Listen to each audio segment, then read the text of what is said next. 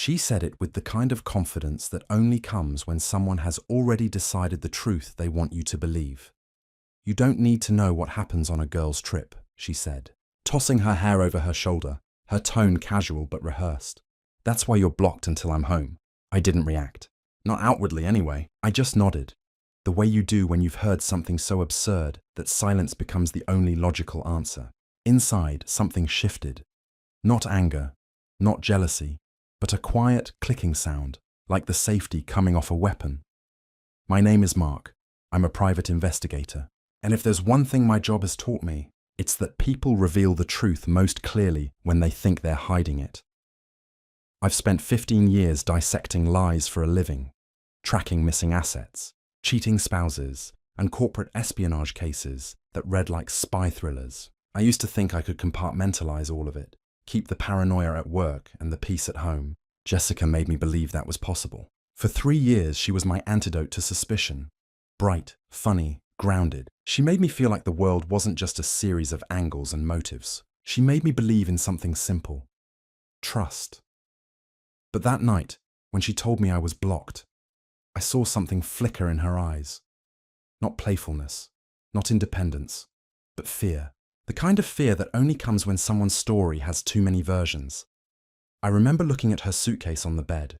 Neatly folded clothes, a line of beauty products arranged with care. It wasn't just packing, it was preparation, a ritual. Every item carried the scent of departure. She noticed my silence. "What?"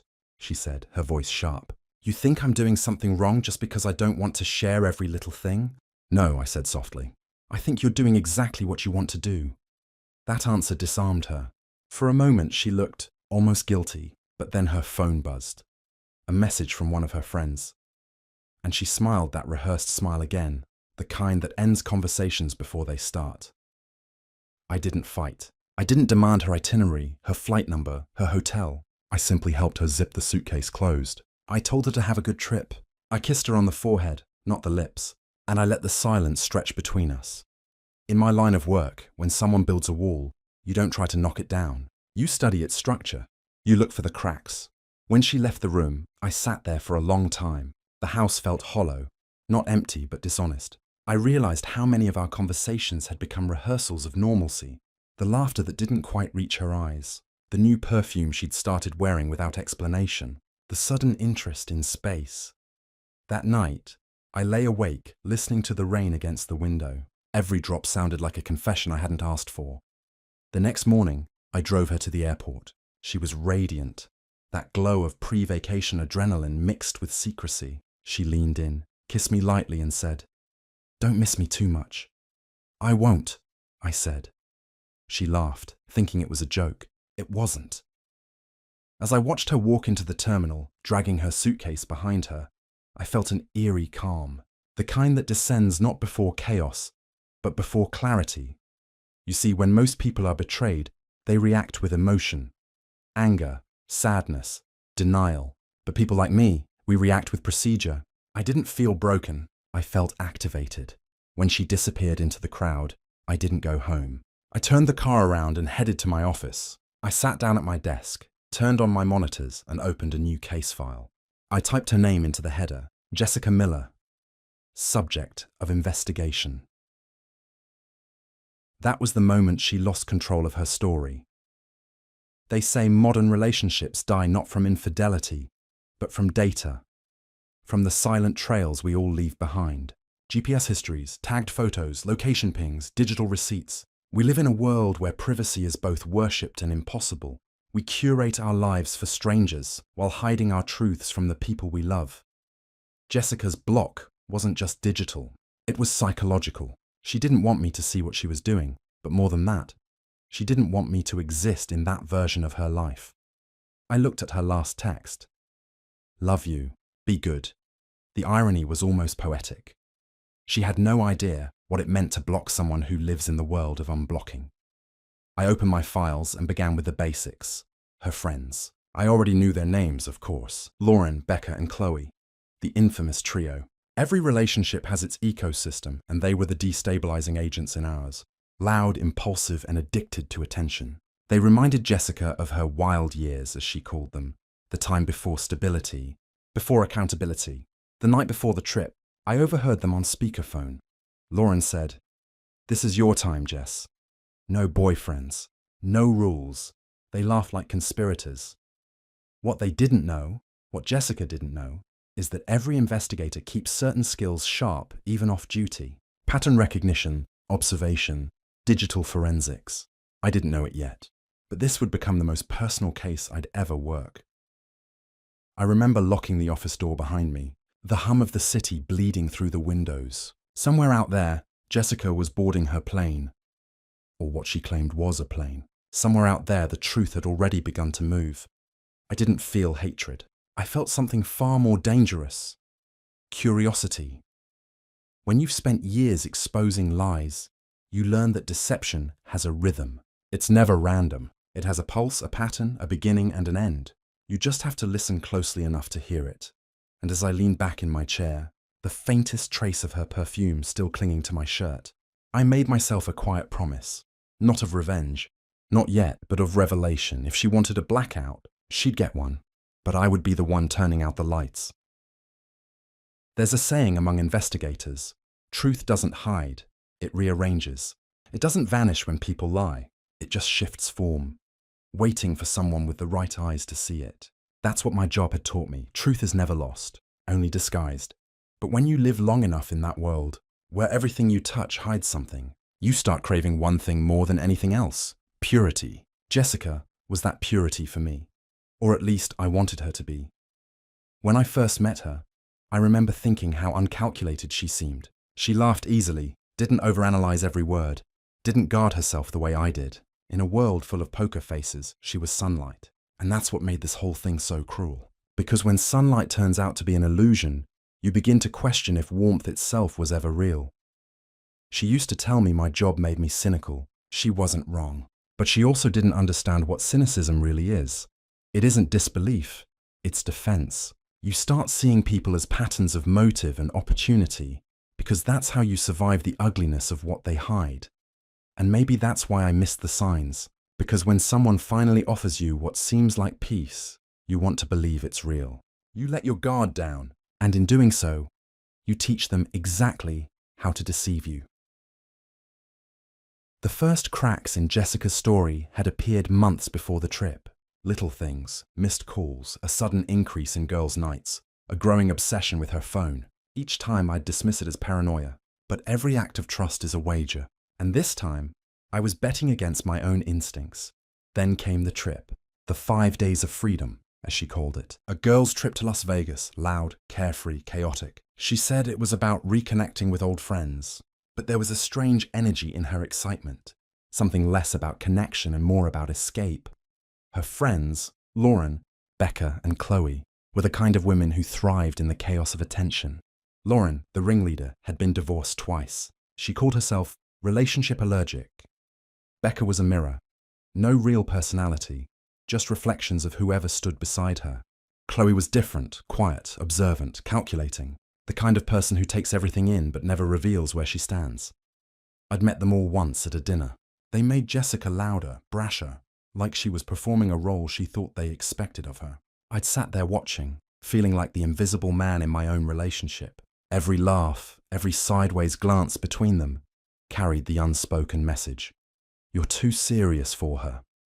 After that dinner, Jessica apologized. "They just want to have fun," she said. "You're reading too much into it." Maybe I was, but that's the curse of my work. You don't stop reading. When she told me I didn't need her flight details, I laughed quietly to myself. Not out of amusement, but irony, because in the digital age, hiding is almost impossible. Every transaction, every post, every digital breadcrumb betrays us. Still, her words stayed with me. You don't need to know. There was something chilling about how easily she said it. Not angry, not defensive, just final, like she was locking a door she had already stepped through. That night, after she went to sleep, I looked at her phone on the nightstand. I didn't touch it, I just stared at it, because that's what trust is. Choosing not to know when you easily could, but trust without transparency is faith, and faith without truth is fantasy. I didn't realize it then, but our relationship had already shifted from reality to illusion. I just hadn't caught up to the change. As I began piecing together her circle of friends for my notes, I couldn't help thinking about how people curate their lives now. Social media has become our collective stage, a place to perform happiness, wealth, loyalty. We post pictures not to capture reality, but to convince others and ourselves that it exists. Psychologists have written about it, how constant exposure to idealized images distorts our perception of normalcy. Studies show that 67% of couples admit to hiding the truth about their relationships online. A lie told beautifully gets more likes than the truth told plainly. Jessica wasn't unique. She was just another participant in the global masquerade. Still, I had underestimated how deeply she'd learned to play the part. The morning of her departure, I offered to help her pack. She rolled her eyes but let me. I remember folding her clothes into the suitcase, the smell of her shampoo, the faint hum of her playlist in the background. She was scrolling through messages, smiling at something I couldn't see. "Who's that?" I asked. She didn't look up. "Just Lauren, sending the itinerary," I nodded, pretending not to notice that she tilted the screen slightly away from me.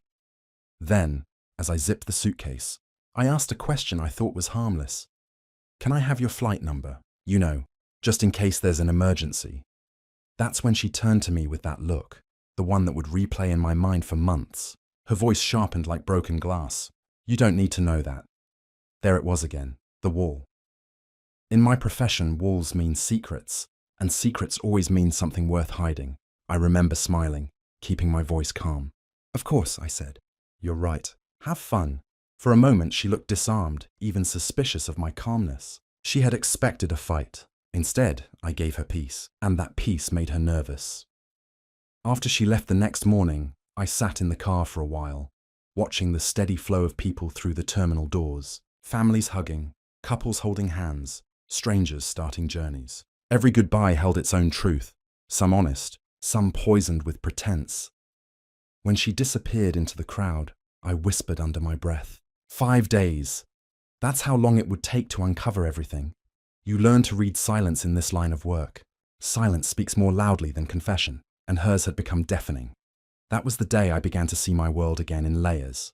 Truth, deception, denial, illusion. Jessica wasn't the first person to live 2 lives, but she would be the last to do it with me. What she didn't understand was that privacy isn't freedom. It's isolation disguised as control, and as she boarded that plane, or whatever flight she claimed to take, I didn't feel hurt anymore. I felt clarity, because beneath every lie lies a simple truth. The moment someone tells you not to look, that's when you're already meant to see. There's a moment in every investigation when the mind flips a switch. The emotion turns off and the logic turns on. It's quiet, cold, and almost merciful. That's what happened to me that morning as I watched the terminal doors close behind Jessica. Boyfriend in me died somewhere in that parking lot. The investigator clocked in. I didn't plan revenge, not at first. That kind of thinking clouds judgment.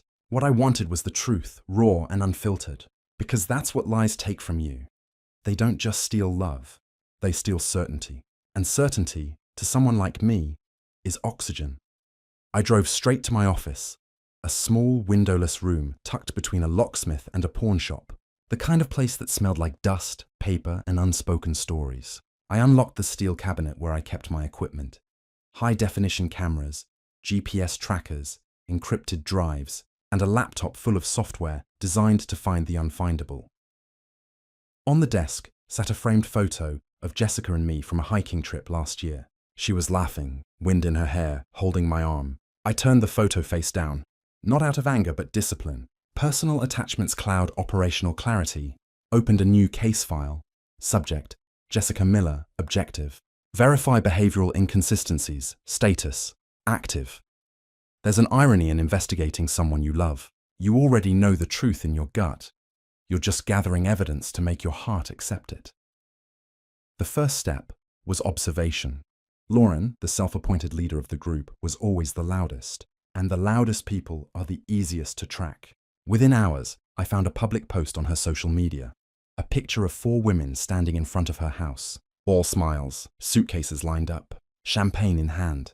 In the corner of the photo, half out of frame, was a car, a black SUV with tinted windows. Reflex kicked in. I zoomed in on the license plate, enhanced it, and ran it through my database. The car was registered to a man named Adam Cole. That name hit like static in my chest. I'd heard it before. A senior partner at an investment firm downtown. Married, 2 kids. A man whose name had once surfaced in a quiet corporate surveillance job I'd handled years ago. The kind of man who paid to make his problems disappear. So what was his car doing, picking up 4 women who claimed to be heading to the airport for a budget flight to Vegas? I leaned back in my chair. The switch had fully flipped now. Emotion was gone. Patterns had begun to emerge. I started cross-referencing. Commercial flight manifests, credit card authorizations, and public air traffic records. Within 30 minutes, I had confirmation. No one by the names of Jessica, Lauren, Becca, or Chloe was booked on any commercial flight that day. But there was a private jet owned by Adam Cole's firm that had filed a flight plan to Las Vegas that same morning. The passenger list wasn't public. It didn't have to be. I'd already seen enough to draw the outline of the story. Jessica had said she wanted space. What she really wanted was insulation. From accountability. From consequence. When you live in lies long enough, you start believing in your own parallel universe. But the problem with parallel worlds is that they eventually intersect. I took a break, poured myself a black coffee, and stared at the wall for a long time. The hum of the refrigerator filled the silence. That's when the other thought crept in, the one I didn't want to acknowledge. Had I created this? Had years of suspicion, of subtle interrogations, of quiet analysis, pushed her to build her own hidden life? Maybe my watchfulness had made her crave chaos. Maybe she needed to feel unseen to feel alive. But then I remembered her tone, the way she'd said blocked. It wasn't born of fear, it was born of entitlement. She didn't block me because she was suffocating. She blocked me because she thought I'd never find out. And that's the difference between guilt and defiance. One hides, the other dares you to look. Over the years, I've learned that truth is a mirror. Some people shatter it rather than face what's inside. But for me, truth is a compass. It always points north, no matter how twisted the path becomes. I started collecting data points like constellations in the dark. Lauren's check-ins, Becca's tagged photos, Chloe's subtle pattern of likes. Each one a breadcrumb leading toward the inevitable. I remembered something an old mentor once told me. Lies are built like houses. You don't knock on the front door. You check the foundation. That night, I opened a new window on my screen. A simple search. Adam Cole, Las Vegas business trip. Within minutes, I found a press mention. A vague note about his firm hosting select clients for a private event. The timing matched perfectly. So there it was. The structure of the lie. A business trip masked as a getaway. A girl's trip that was neither. I sat back and stared at the city lights outside the narrow window of my office. Everything looked different now.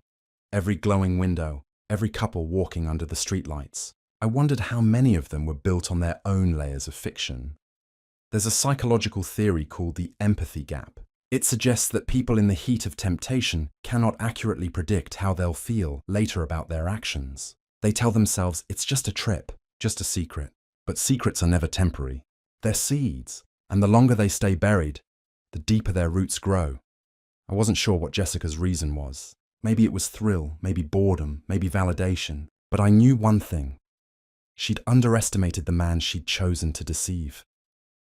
It was nearly midnight when I finally closed my laptop. I walked out into the rain, the city humming softly around me, neon reflected in puddles like fragments of a broken truth. Standing there under the drizzle, I realized something I hadn't before. This wasn't just an investigation into her lies. It was an autopsy of our relationship. Every discovery would cut deeper, not into her world, but into my own denial. But I didn't stop. I couldn't. The switch was on, and once it's on, it doesn't go back off. The next phase would be confirmation. Proof. I would follow the light into her darkness, no matter how blinding it became. Jessica had gone on her girl's trip, expecting to be unreachable. What she didn't know was that I'd already started tracing the signal. The blackout she gave me wasn't an obstacle. It was an invitation, and I had just RSVP'd. Las Vegas is a city built on deceit. The lights promise wealth, love, and reinvention. But beneath the neon, every truth is negotiable. It's where people go to rewrite themselves for a weekend and pretend that the morning will never come. When I realized Jessica had flown there, not on a budget airline, but on a private jet paid for by another man, it stopped being about curiosity. It became a case study in illusion. That night, I accessed a paid aviation tracking service through a proxy network. The jet, registration N4AC12, had landed in Las Vegas at 9:14 a.m. local time. No public passenger list, but the plane's owner, AC Holdings, was tied directly to Adam Cole.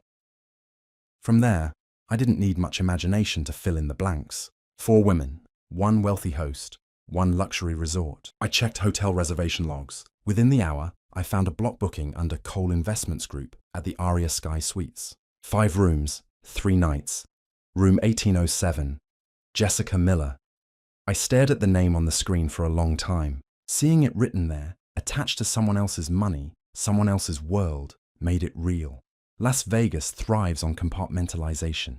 Everyone is someone else there. The businessman becomes a gambler, the wife becomes a secret, the friend becomes a distraction, and the truth becomes an inconvenience. For Jessica, that city was freedom, a place without consequence. But for me, it was a map of her double life. I began reconstructing the trip piece by piece. Social media posts became timestamps, reflections in sunglasses, shadows on poolside tiles, brand labels caught in the corners of photos, all turned into data points. That's how I found him.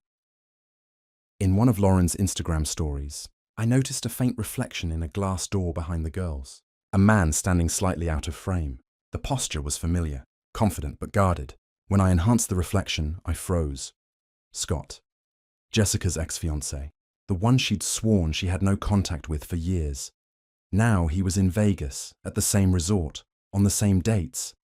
It wasn't just betrayal anymore. It was choreography. Adam Cole, the financier, was footing the bill. Jessica and her friends were the entertainment, paid companions under the guise of friendship, and Scott somehow had been invited into that orbit. That's when the full picture clicked. Cole's company had a quiet reputation for these client retreats, selective events, handpicked company, and Jessica, with her social charm and curated appearance, had been drawn into that world like a moth to light. She wasn't the mastermind, she was the performance. But performances require an audience, and I was about to become hers. I printed everything: flight records, photos, timestamps, phone metadata, laid them out across my office floor like puzzle pieces. It looked clinical, almost sterile, but every image carried a ghost. There was one photo that hit hardest. Jessica at a pool cabana, drink in hand, sunglasses on, the desert sky burning above her. Her smile was perfect. But behind her, reflected in the glass railing, was Scott's hand resting casually on her chair. No filters, no deniability, just truth, captured by accident. I couldn't sleep that night. My mind kept replaying old conversations, her voice telling me, "You overthink everything." Her laugh when I'd asked why she still had photos of her ex on her phone. The way she'd called me too serious, as if loyalty was a character flaw. That's when something shifted again, not from emotion to logic this time, but from victim to observer. She had chosen illusion. I would give her truth, not loudly, not violently, just meticulously, because in the world I come from, exposure is not vengeance, it's equilibrium. I started building what investigators call the narrative map. It's a timeline of cause and effect, of decisions and consequences. It helps you see not just what happened, but why. Thursday, private jet from LA to Las Vegas. Friday, girls' night out, post. Same timestamp as Adam's firm's private dinner. Saturday, pool photo, Scott's reflection visible. Sunday, silence, no posts. The blackout day. Monday, return flight, same aircraft, same registration. The blackout wasn't an accident. It was the climax. Vegas is a psychological experiment. Studies show that the city's sensory overload, flashing lights, synthetic air, looping sounds, suppresses the brain's moral reasoning centers. People act first, rationalize later. That's what fascinated me most about her choices. She wasn't a natural liar. She had to learn to lie, and once people learn, they rarely stop. But there's always a moment. The first time someone crosses that invisible line, feels the adrenaline of deception, that's the moment I wanted to find. That was the truth I wanted more than proof. I remember standing at my office window, staring out at the empty streets, thinking about the paradox of her trip. 5 days of escape. 5 days that cost her everything. Because that's what people don't understand about secrets. They don't destroy you when they're revealed. They destroy you while they're still alive, eating away at you quietly, molecule by molecule, until the person you once were is unrecognizable. She had built a mirage, but mirages don't collapse. They evaporate, slowly, silently, leaving behind only the heat. And in that heat, truth begins to shimmer back into focus. I saved the files, locked them in an encrypted folder labeled Project Sunlight, and closed the laptop. For now, the investigation was complete. But exposure, that would come later. Because when someone builds their freedom on your silence, the most powerful revenge is not confrontation, it's documentation. The city outside buzzed faintly through the blinds as I turned off the lights. Somewhere, under the electric hum of Las Vegas, Jessica was sleeping beside her truth, warm, satisfied, and unaware that every illusion she'd built had already been catalogued, cross-referenced, and time-stamped. She'd think she'd gotten away with it, but the thing about mirages is this. They always disappear when the observer steps closer, and I was already on my way. By the time Jessica returned from her so-called girls' trip, I already knew everything. The flight records, the hotel bookings, the photos, the reflections. Every pixel of her illusion had been stripped bare. All that was left was the theatre of pretending. The moment she walked through the door, suitcase in hand, perfume lingering like a cover story, I understood something crucial. The most dangerous lies aren't the ones told. They're the ones performed. And she was a master performer. "Hey, babe," she said, smiling. "Miss me?" Her tone was light, rehearsed. I smiled back, equally rehearsed. Of course. The first thing I noticed was the tan. Not the kind you get from a poolside nap. It was the even bronze of days under relentless desert sun. Then the nails, freshly done, a colour different from the one she'd had before she left. Subtle details most people wouldn't notice, but I'd built a career out of noticing. She set down her luggage and started talking before I could ask anything, as if silence itself might accuse her. It was fun. You know, just girl stuff. Shopping, spa, drinks. Lauren nearly lost her phone in an Uber. Classic Lauren. She was narrating innocence, filling the room with noise so truth couldn't breathe. I nodded, listening. But in my mind, I was replaying her digital footprints, timestamps, metadata, coordinates. The way her smile in the photos was a fraction too wide. The way Becca's caption said Girls' Weekend, but tagged no location. A rookie mistake for someone trying to fake a public image. After she went to shower, I opened my laptop. One more look at the evidence. Not out of doubt, but ritual. I had every file in a neat folder. J. Miller, Case 01. Each image labelled, cross-linked to the others. But this time, I looked at the photos differently. Not as a detective, as a man trying to understand why. In one photo, Jessica sat by the pool with a drink, wearing the gold bracelet I'd given her for her birthday. I zoomed in on the glass railing behind her, and there it was again. The reflection of Scott's arm, his watch catching the sun. I followed the reflection further, to another angle, another post, another layer. Reflections in sunglasses, mirrored walls, even the polished metal of a champagne bucket. Every reflection told a version of the story she tried to hide.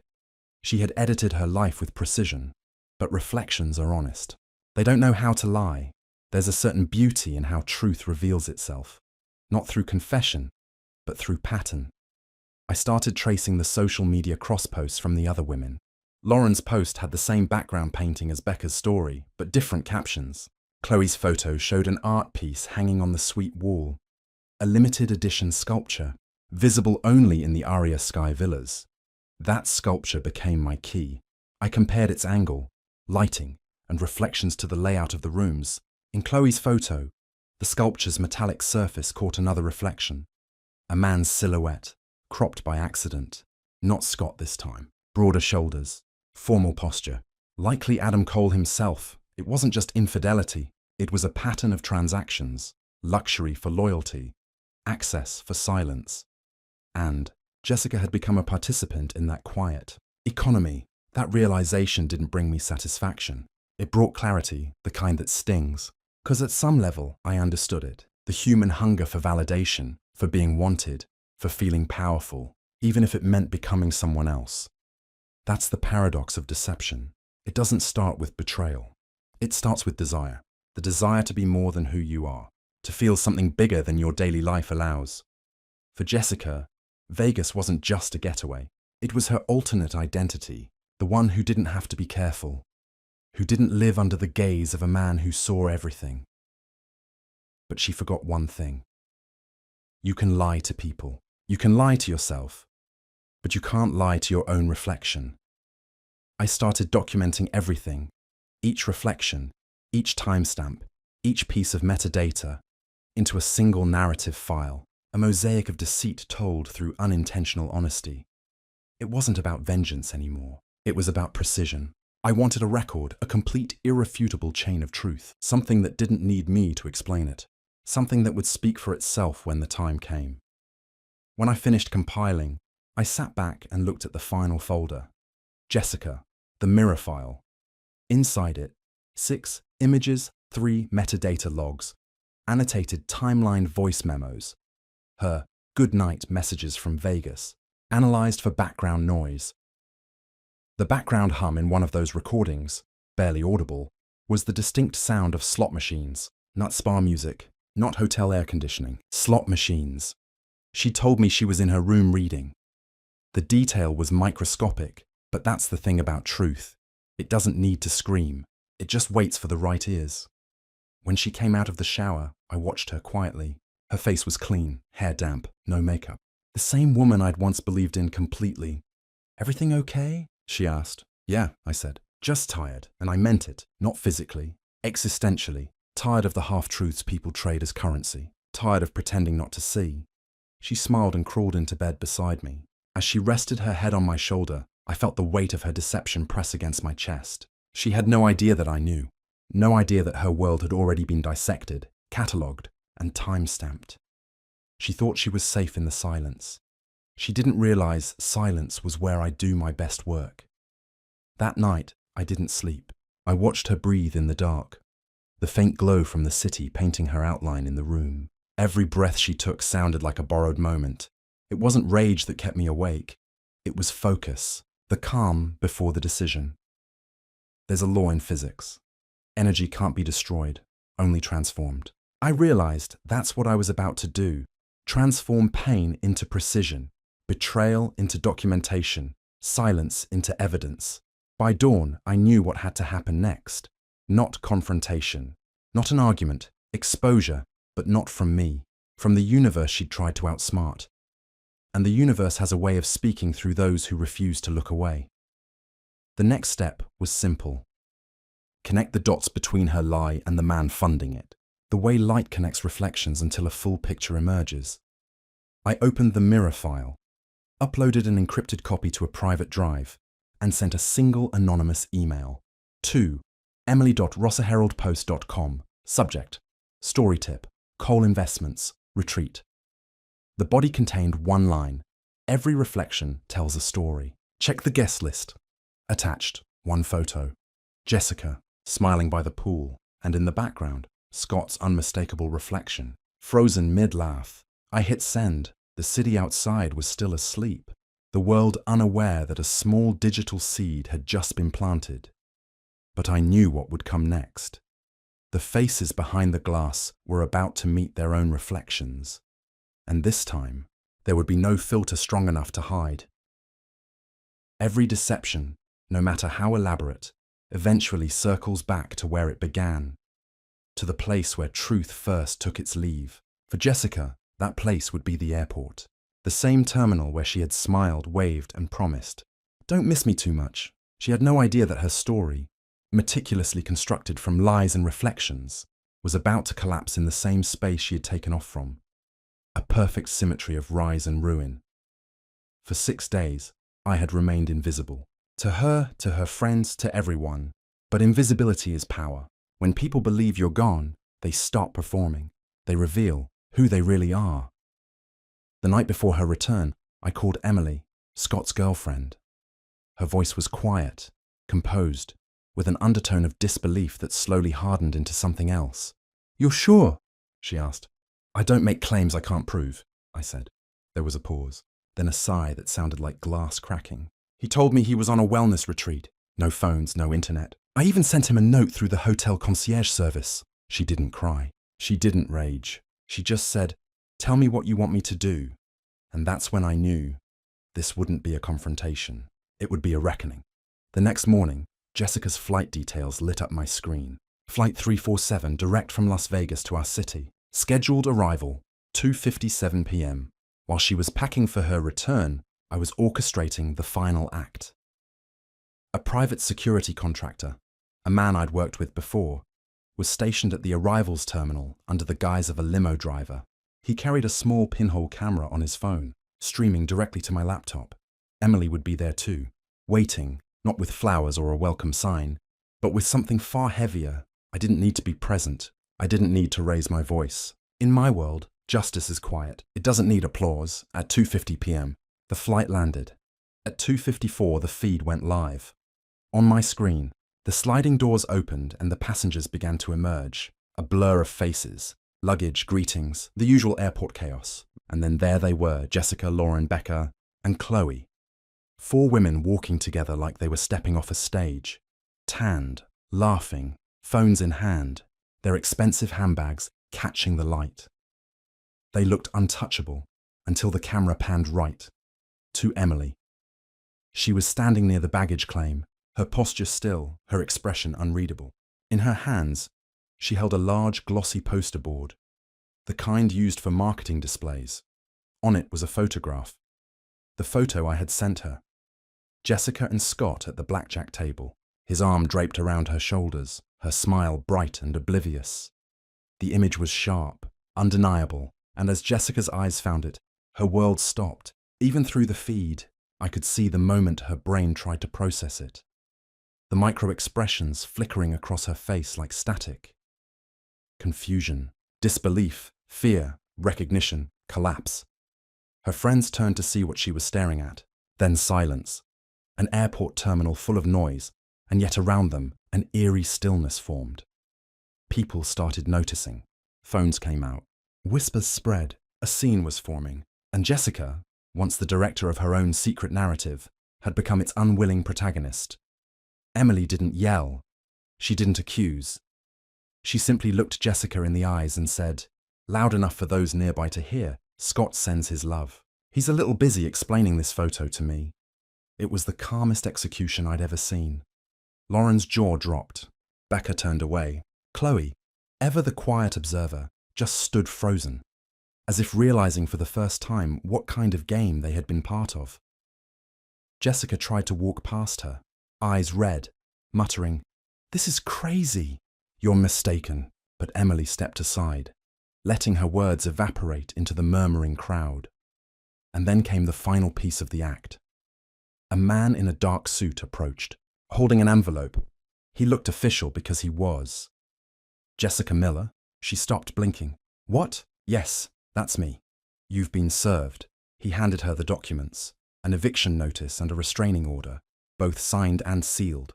The envelope trembled in her hands as she tried to comprehend what was happening. The woman who had once declared a 5-day blackout now stood under the harsh, public light of consequence.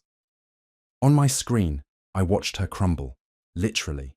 Her knees gave out. The bag she carried spilled open, designer shoes, makeup, and souvenirs scattering across the airport floor like remnants of a collapsed identity. Her friends hesitated. For a moment, I thought one of them might kneel to comfort her, but they didn't. Lauren grabbed Becca's arm. Chloe whispered something, and the 3 of them slipped away, disappearing into the crowd, leaving Jessica alone among the wreckage. The security feed zoomed out slowly. It captured her sitting there, the same woman who had once said, "You don't need to know what happens on a girl's trip." Now everyone knew. There's a certain poetry to justice when it arrives in silence, not through shouting or confrontation, but through stillness, through the simple act of truth revealing itself.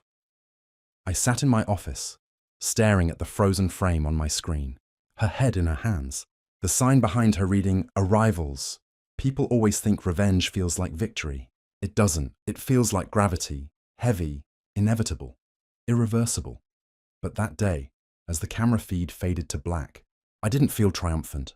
I felt done. By the time the evening news came on, whispers of the airport scene had already started circulating online. Someone had filmed the confrontation, of course. Clips spread across social media with captions like "Airport Affair Exposed" and "Vegas Secrets Go Public."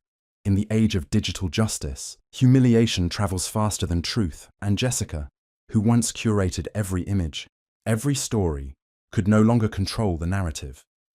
Her story now belonged to the public.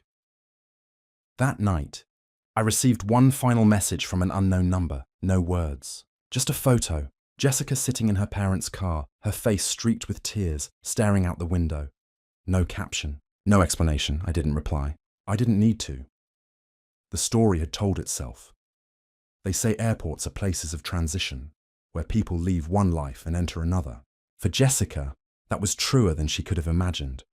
She had left as someone who believed she could control what others saw. She returned as someone who had been seen completely. And me? I didn't go to the airport. I didn't need to watch her fall in person, because my revenge was never about spectacle. It was about balance. In a world built on lies, sometimes the only way to restore equilibrium is to make the truth impossible to ignore. And that's exactly what I did.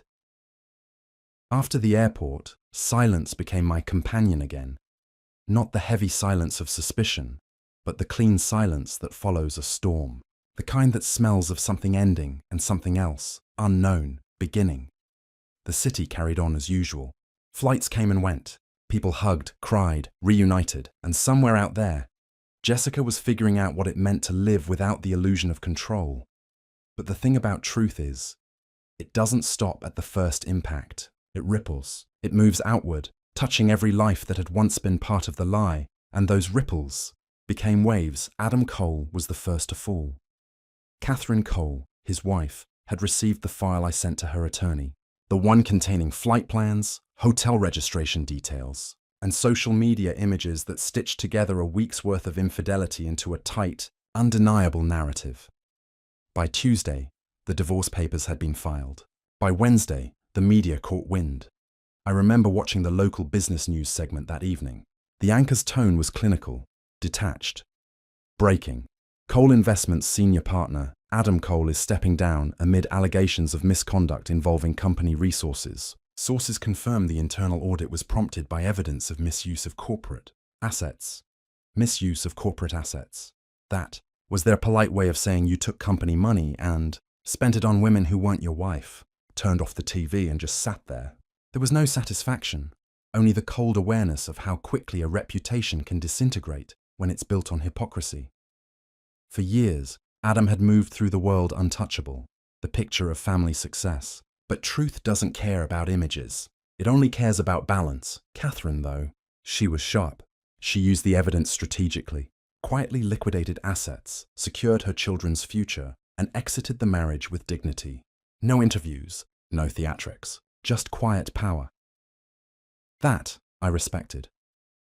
Lauren, the self-proclaimed leader of the girls' trip, wasn't so lucky. Her name appeared in the divorce filings as a co-respondent. It spread fast through her social circle. In her world, reputation was currency, and she'd just gone bankrupt. The men she used to chase for attention stopped returning her calls. The high society events she frequented suddenly had no more tickets available. Lauren had always been loud, too loud, and when the music stopped, all that volume had nowhere to go but inward. Last I heard, she'd moved out of the city, trying to rebrand herself as a wellness coach on social media. The irony was almost poetic. Becca tried to play the victim, claiming she didn't know what the trip was really about. But her social media posts had done most of the talking already. The public was relentless. Screenshots of her photos circulated online, dissected by strangers who didn't even know her but understood the shape of deceit when they saw it. Her accounts went private, then disappeared altogether. Chloe, however, was different. She stayed quiet. No defenses, no posts. She simply vanished. A mutual contact told me she'd enrolled in night classes for accounting, of all things. Trying to get her life straight, the contact said. I believed it. Chloe had always seemed like someone on the edge of self-awareness, someone who watched, absorbed, and quietly understood the damage being done. Maybe in her own way she'd learned something from the wreckage. Scott, though. Scott's fall was operatic. The journalist friend I'd tipped off, the one who'd received the anonymous information about his business, published. A story that exploded like a bomb.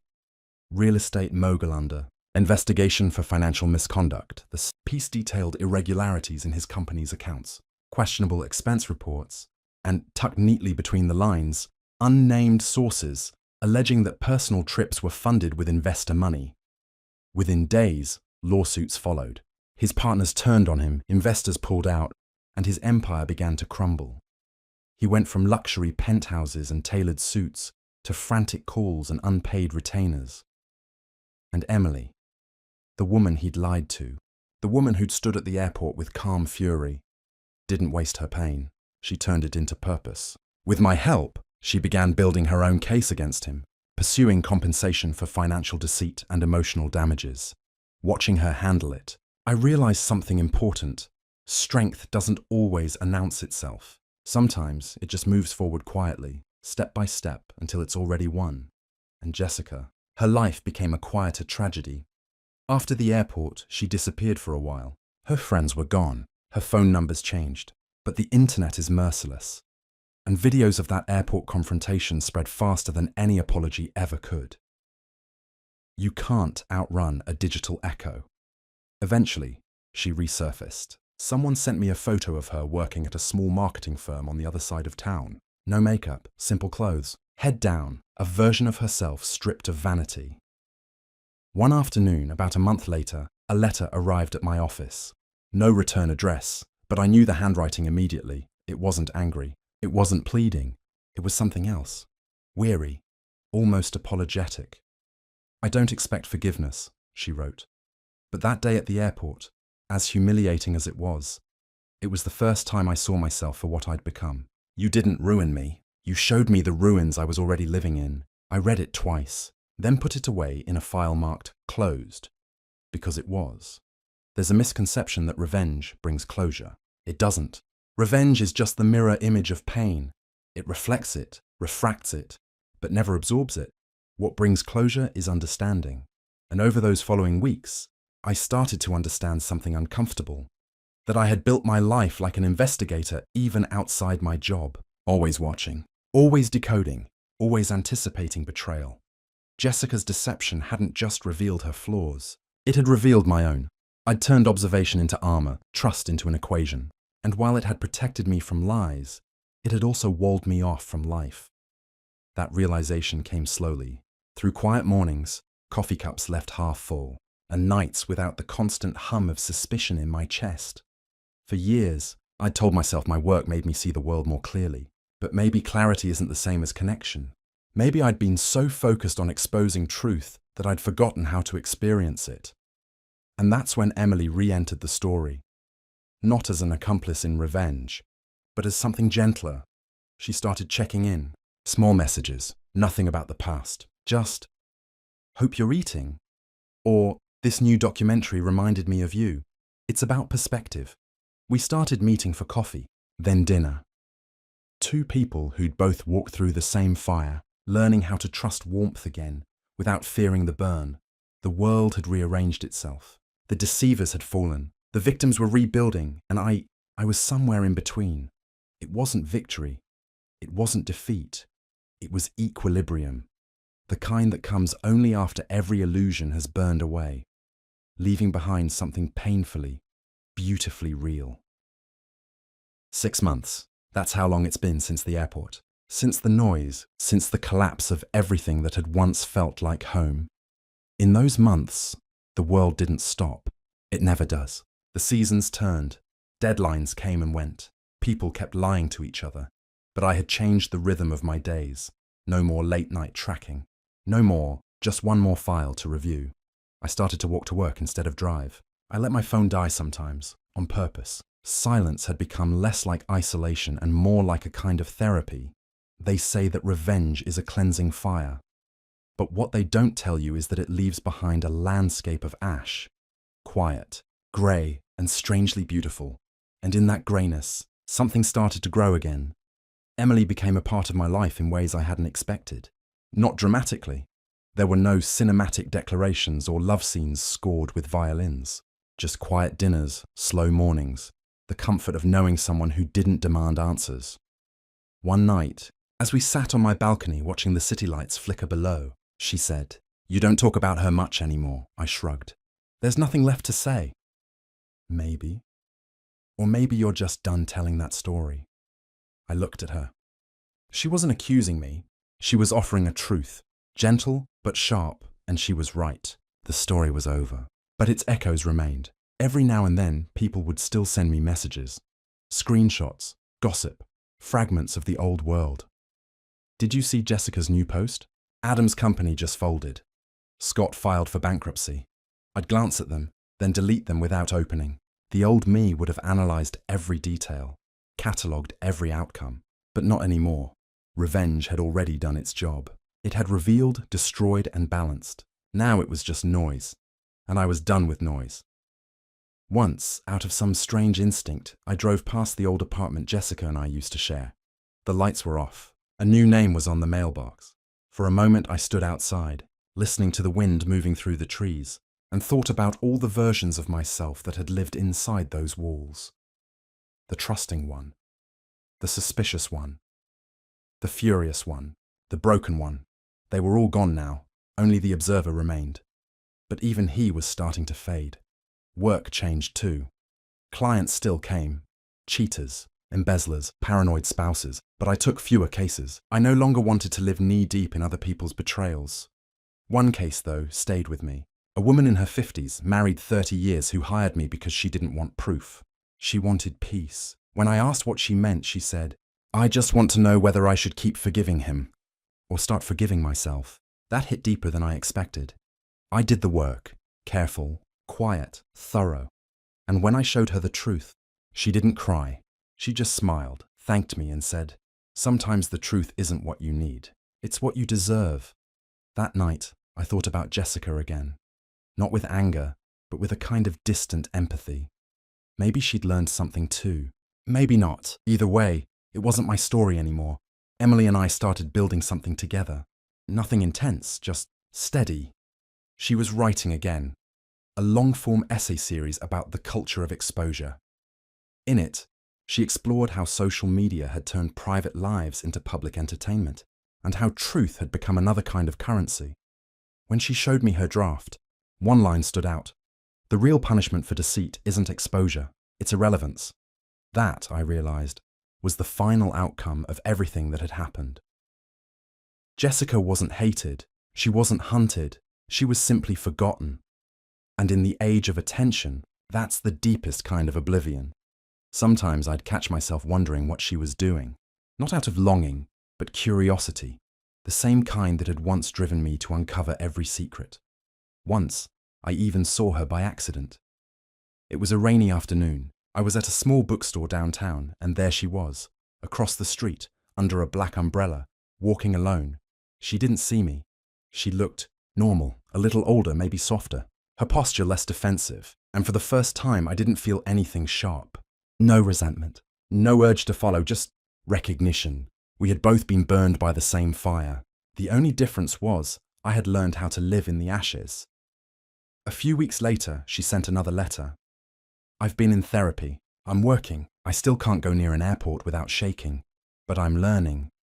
I wanted to say thank you, not for what you did, but for what it forced me to see. I don't expect peace from you. I only hope you found some for yourself." I read it once, then set it down beside my coffee and watched the paper curl slightly from the steam. Maybe forgiveness isn't something you give or take. Maybe it's just the moment you stop needing to replay the story. That day, I didn't file the letter away. I burned it, watched the smoke twist up like a ghost leaving the room. Months later, Emily and I took a trip. Nothing extravagant, just a few days near the coast. No blocking, no surveillance, no secrets. The first morning there, she laughed as the ocean wind tangled her hair and said, "So, you going to check my phone this trip?" I smiled. "No, I'd rather just live it," she grinned. Progress. That night I lay awake listening to the sea, and for the first time in a long time, I didn't feel like I was waiting for something. Not a lie, not a confession, not an ending. Just peace. It wasn't loud. It wasn't cinematic. It didn't need to be. Because sometimes the most powerful endings are the ones that whisper instead of explode. There's a line I used to tell clients, back when I thought I understood the world. Everyone hides something. I don't say that anymore. Now I think everyone reveals something. Eventually. The truth isn't a weapon. It's a mirror. And the hardest part isn't finding it. It's looking into it and accepting what you see.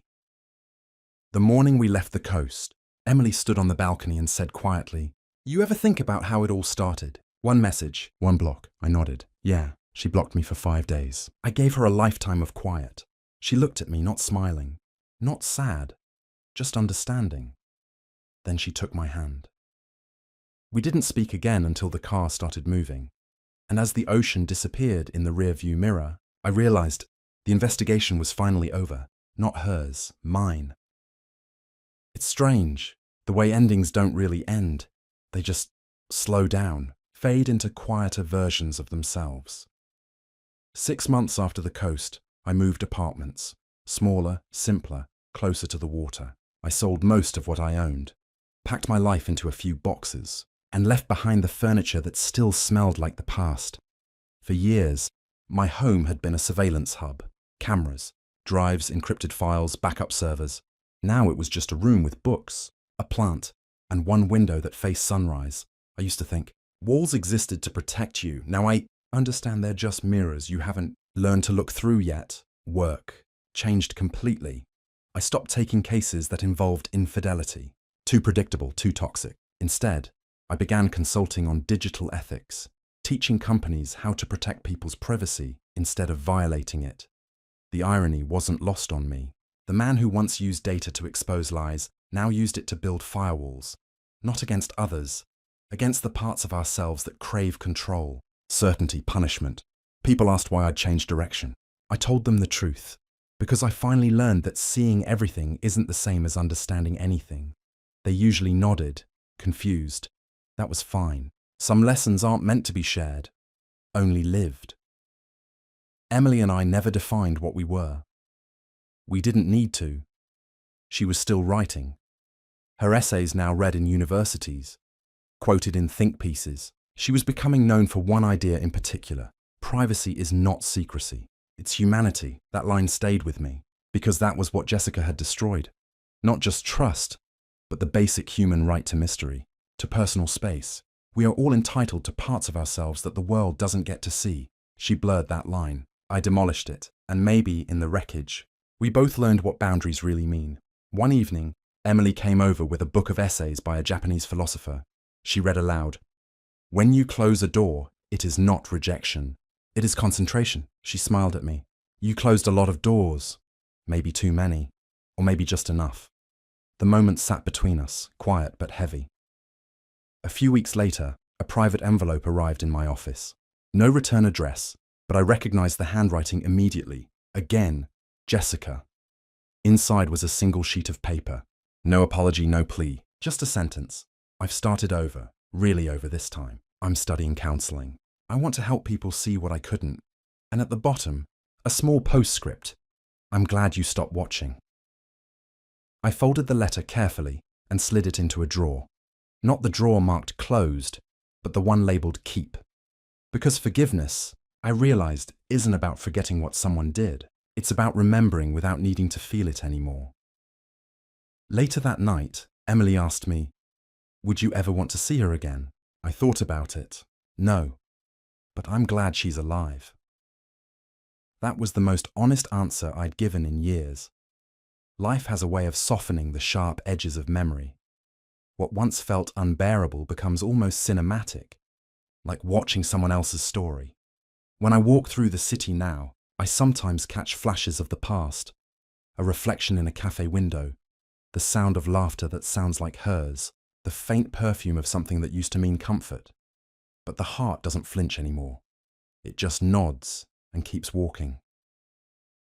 There's a ritual I've developed, unintentional at first. Every morning before work, I sit at the same cafe, drink my coffee black, and write one sentence in a small leather notebook, not about clients or cases, about truth. Some days it's simple. Truth without compassion is cruelty. Other days, lies are just delayed pain. Over time, the notebook has become less about philosophy and more about gratitude, a record of how far I've moved, from the person who once thought exposure was the same as justice. Now, I know justice without empathy is just revenge dressed in logic. Emily and I eventually moved in together. No ceremony, no labels, just shared mornings and separate desks. She asked once if I'd ever write about what happened, make it into a book or something. I said no, because the moment you turn a wound into a story, it becomes entertainment. And this wasn't that. This was an ending that taught me how to begin again. Every so often, people from my old world reach out, clients, colleagues, even strangers online who've heard fragments of the story. They ask for advice. How do you know when to stop investigating? I tell them, when you stop wanting proof and start wanting peace. The last page of my notebook, for now, reads like this. Some walls protect, others imprison. The trick is knowing which ones you've built. That's the firewall I live by now, the one inside me. It doesn't block people out. It filters noise, keeps what's worth keeping, lets in what's real. Jessica taught me that boundaries matter. Emily taught me that peace is earned, not discovered. And the silence, the long, patient silence, taught me that endings aren't about loss. They're about capacity, the capacity to see someone's darkness without letting it dim. Your own light, the capacity to forgive without forgetting, the capacity to begin, even when you no longer believe in clean slates. The story began with a block. But maybe it was never about what she hid from me. Maybe it was about what I finally saw in myself. The man who could stop watching and start living, and that, I suppose, is the real ending. Not the explosion, not the downfall. Just a quiet, steady connection. The kind that doesn't need to be documented, proven, or decoded. Just felt. Fade in, the sound of rain against glass. The kind of soft rain that makes city lights blur into watercolor streaks. Mark's voice is calm now. Lower, reflective, almost detached. The tone of someone who's seen everything burn and learned to stop reaching for the smoke. There's peace in silence. Not the silence of emptiness, but the silence that comes after truth. The kind that no longer demands answers, explanations, or closure, because it already understands. It's been a year since the airport. The world has spun 1,000 times. But for me, time began again that day. For months, I had lived like a man haunted by data. Files, audio clips, GPS logs, all the digital ghosts of betrayal. But one by one, I deleted them. I didn't need proof anymore. I needed oxygen. I remember the last file I erased. It was the video of Jessica collapsing at the airport. The moment that once brought me satisfaction. I watched it one final time. Not as evidence, but as a requiem. The sound of her sobbing blurred with the overhead announcements. Arrivals, Gate B. And I realized I had become the same kind of voyeur I used to hunt. Someone obsessed with knowing. When I hit delete, the silence that followed wasn't empty. It was freedom. Jessica wrote again recently. This time, it wasn't a letter. It was an article, a published essay, in a small online journal for trauma survivors. It was titled The 5-Day Blackout. She didn't mention names. She didn't tell the full story. She just wrote about what it feels like to live behind masks so long you forget the shape of your real face. She wrote about shame and the strange mercy of being exposed. Her words were honest. They hurt, not because they blamed me, but because they didn't. She ended with this: sometimes, the worst thing that ever happened to you is the only thing that can teach you who you are. I read that line 3 times. Then I closed my laptop and didn't feel the need to reopen it. That's when I knew. She'd made it out. Maybe scarred, but whole. Emily read it too. She looked at me afterward, eyes soft but sharp. She's healing, she said. Yeah. You're proud of her, aren't you? I nodded. In a way, yes. Not of what she did, but of what she became. Emily smiled. Not jealous, not threatened, just understanding. The kind of understanding that only exists between people who've seen the same kind of darkness and walked out of it differently. That's when I realized I hadn't fallen in love with Emily because of what we'd survived. I'd fallen because she reminded me that it's still possible to start from honesty. Now, my life is quieter. My clients come and go. I work mostly from a small office that smells of coffee and old wood. Some nights, I stay late, watching the city lights flicker like coded messages through my window. But I don't decode them anymore. I just watch. That used to be my curse. The need to see, to uncover, to know. Now it's something softer. Observation without intrusion. Awareness without judgment. Maybe that's what healing really is. Learning to look without needing to capture. If this were a documentary, this is where the music would fade in. Slow piano, low strings. The camera pans over a skyline. The hum of distant traffic beneath the rain. Voiceover. I used to believe truth was a weapon, that if you could expose the lie, justice would follow. But truth without compassion is just another form of control. It doesn't heal, it only breaks quieter. Cut to Emily sitting by a window, reading. Mark behind her pouring tea. No dialogue, just presence. We both lived through the same explosion, just from different sides of the blast. But maybe that's the point. Pain shared is pain divided. The camera lingers on his face. A man who's no longer angry, just aware. I've stopped chasing what people hide. I've started listening to what they show when they think no one's watching. He looks out the window. The rain has stopped. The world looks washed, clean. Jessica thought she could block me out for 5 days. She didn't know she was giving me a chance to see how quiet life could be without the noise. She gave me a blackout. I built a firewall, and behind that wall, everything is still. Everything is safe. Fade to black. Soft piano continues one last refrain, and for the first time in years, I don't need to investigate anything at all.